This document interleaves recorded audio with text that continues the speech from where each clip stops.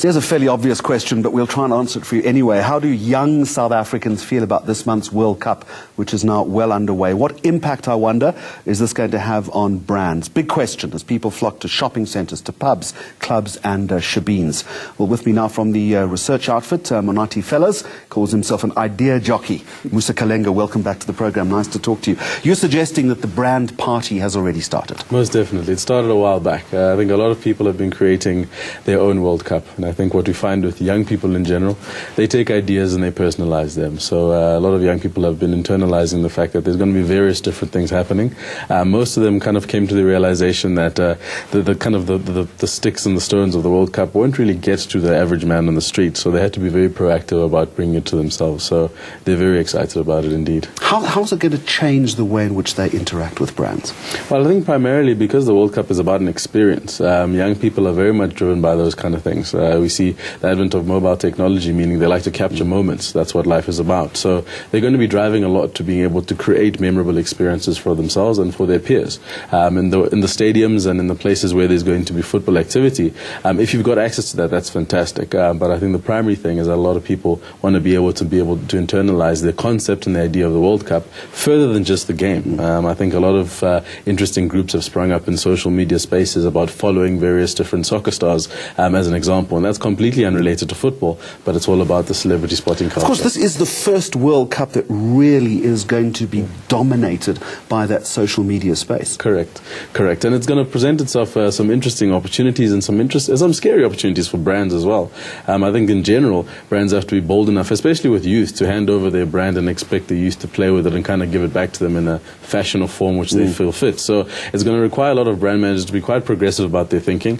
A lot of what they need to be doing is creating environment as opposed to be pushing messages. The great old marketing faux pas is to try and approach young people and tell them that you're cool and that kind of stuff. So try not to do any of that. Yeah, that's real brand suicide, isn't it? Yeah. You also make a very interesting point. If you're pushing brands or you're advertising brands, it's not about pushing sport, which you suggest is almost cheesy. Correct. It is very cheesy. I mean, a lot of our clients and a lot of brands that you see now have just slapped a soccer ball onto their creative and they think, wow, we're 2010. Boxes ticked, we can move on. FIFA that's rubbish. Or slapped flags onto it or whatever it is. And you find that a lot of consumers, young consumers, are quite intelligent. So they look at that kind of thing and they think, as I said, it's very cheesy. It doesn't appeal to them because you haven't even taken time to think about how possibly you can incorporate your brand into the idea of football or into the spirit of sport.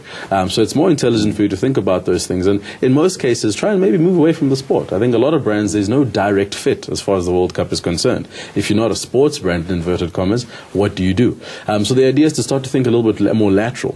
You look at brands like Nando's who sell food, and they've done a fantastic radio campaign at the moment that have moved completely away from sports in its sense, but they've captured the spirit and they still appeal to South Africans. So that's the trick there, is to look out for those threads that appeal at a cultural level to young South Africans. And having said that, once you've captured the thread, you also suggest the brands have got to be nimble. Correct. You've created this word called nowism. Correct. Yeah, nowism, as you know, it's about slapping something in a microwave and getting it immediately. So young people, as we know today, want to have results instantaneously. So in being nimble, you need to be able to adjust for this particular environment. What this means is that we may not get it right off the bat, but the fact of the matter is the environment changes and you need to be able to respond to it, especially with young people. One concept we've come across now is called the pub car, in inverted commas, and we spoke to a bunch of young people who said, what are you guys going to be doing during the World Cup?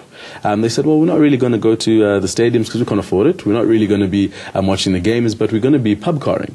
So we're like, what is pub carring? And they realized it's going to be the ability to move around mobily, just put all your party, all your gear in the car and just make your way to wherever it happens. And find the place. Or create the place yourself. So that speaks to that ability to have things happen immediately, to have things happen on my terms and in my time, which is very important. And a final question to you, all of this is underpinned by patriotism. Correct. There's a very, very strong move. I think we asked the question, what do you think and what is your opinion of the Bafana team? And we had our preconceived ideas of what that would be, but we found that 3 months ago there was a silent patriotism. So 46% of the respondents said that shame they try very hard. That was one of the responses they had on the sheet. So this said to us that a lot of people might think that the performance wasn't great, but at the end of the day, they're still a national team which we support.